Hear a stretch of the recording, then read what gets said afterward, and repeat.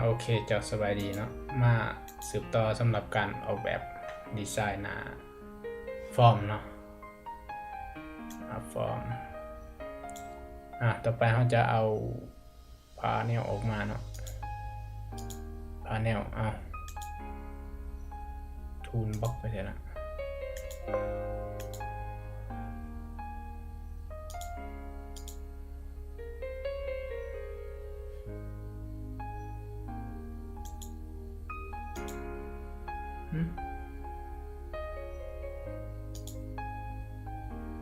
ทูลบล็อกหาย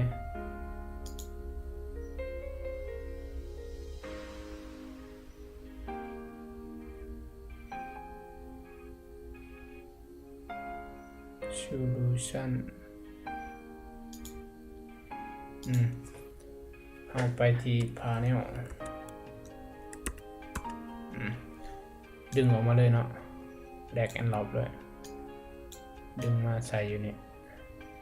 ทีนี้เราจะใส่เมนูใส่ปุ่มอยู่นี่เนาะเพื่อนลูกศรขึ้นเด้อเพราะว่าควบคุมในเมาส์อยากค่อนข้างอยากยาวเหมือนกันโอเคเราจะเอาจำด้วย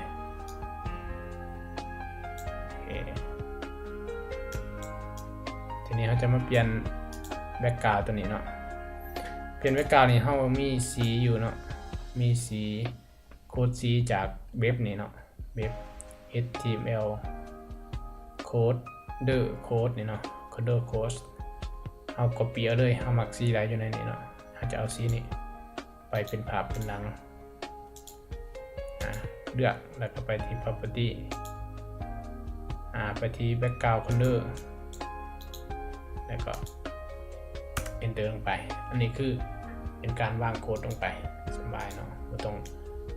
เลือกสีให้มันยากจากนั้นไปที่บัตตันเอาบัตตันออกมา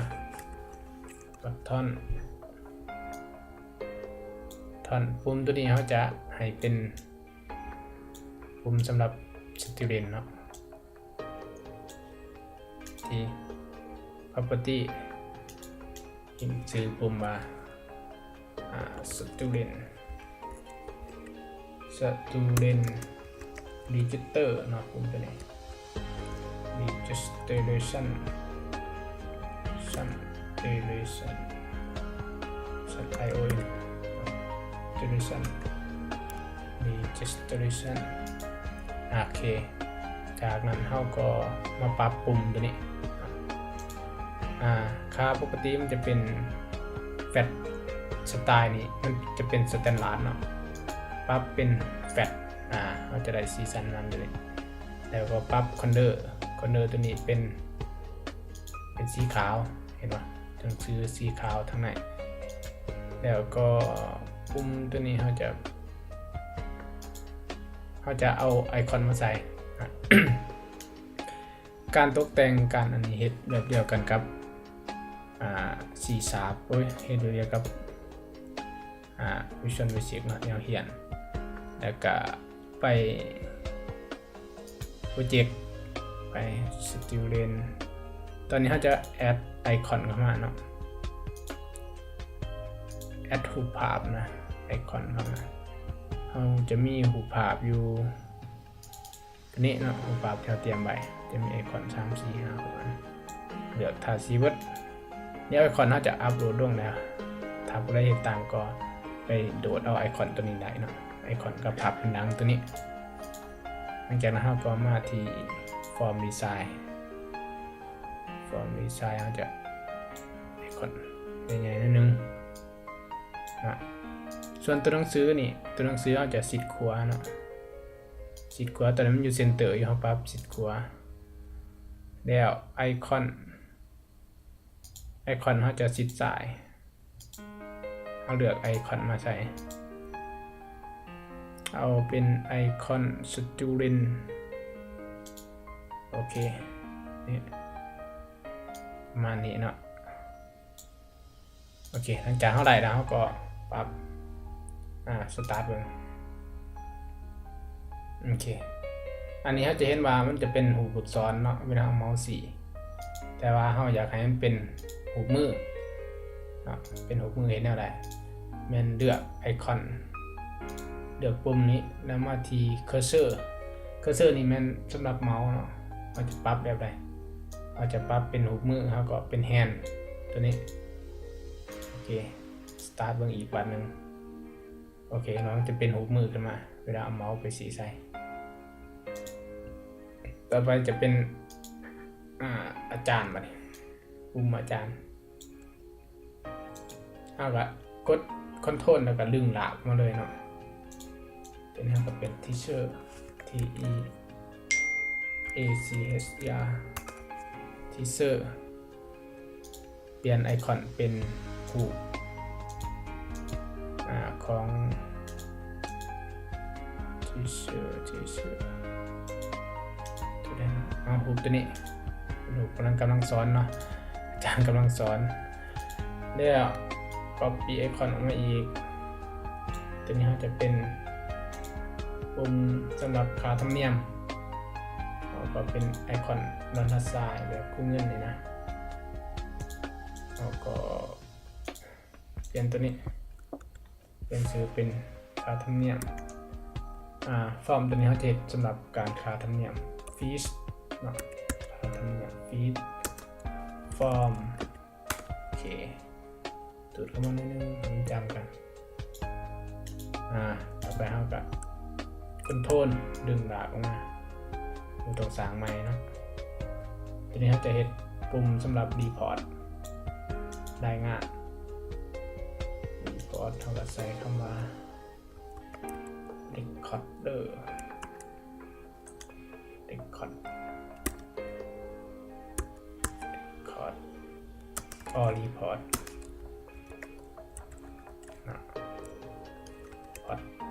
RT โอเคแล้วเราก็ตัวนี้ปุ่ม report น่าจะเป็นไอคอน PDF เนาะสำหรับการส่งออก PDF เจ๋งไปเลยอีกปุ่มนึงปุ่มตัวนี้สำหรับแอดมินลงทะเบียนอาจจะเอาเป็นไอคอนของ user ตัวล็อกอินเอามาเปลี่ยนอันนี้เป็นแอดมินแล้วก็ registration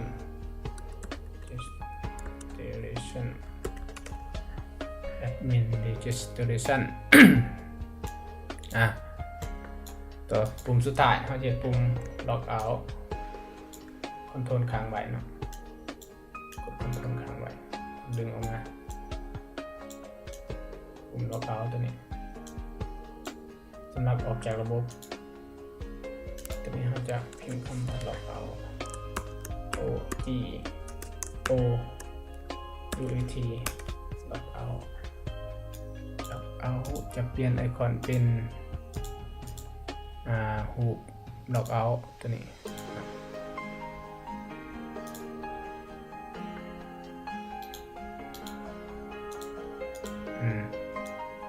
โอเคทำมาดี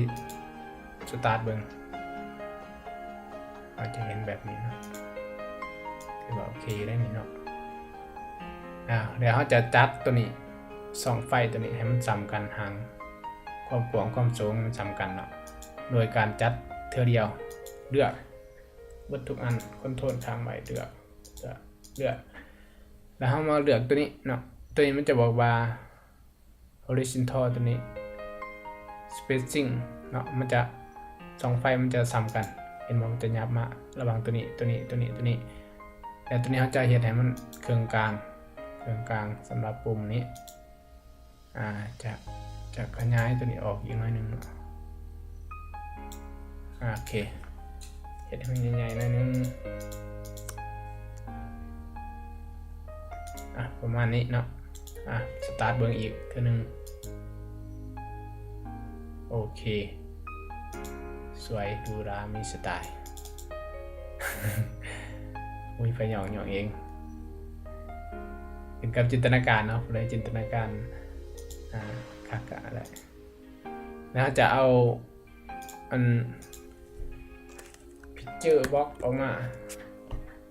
picture box สำหรับใส่หูแบ็กกราวด์เดี๋ยวตัวนี้เราตกแต่งหูแบ็กกราวด์แล้วเราจะถึงตัวนี้เราขยายเต็มด้วยนะขยายเต็มหูนี้เต็มแบบฟอร์มของเรานี่ดึงมาเต็มทางนี้ก็เต็มโอเคทางดุมเต็มบ่เต็มทางเต็มบ่ได้วันนี้เราไปที่นี่ลูกศรนี่สามเหลี่ยมนี่อย่างนี้ไปชุดไปที่สกูลตัวนี้โอเค วิธีได้ซูซิกะเพื่อการบริหารเนตรวีแล้วเราก็สตาร์ทเบิ่งโอเคโอ้สุดยอดเลยดีไซน์กดสวยกดปุ่มปุ๊บเดี๋ยวมันมาโชว์อยู่ทางกลางวันนี้เนาะกดปุ่มปุ๊บมันโชว์อยู่นี่มาโชว์อยู่นี่โอเคเนาะสำหรับการออกแบบและดีไซน์เอาเบื้องต้นเฮาก็มีสำนี้เนาะต่อไปแล้วเฮาจะมาเขียนโค้ดเขียนหยังเฮาก็ว่ากันเติมอีกขนาดเนาะก็ขอบใจเด้อ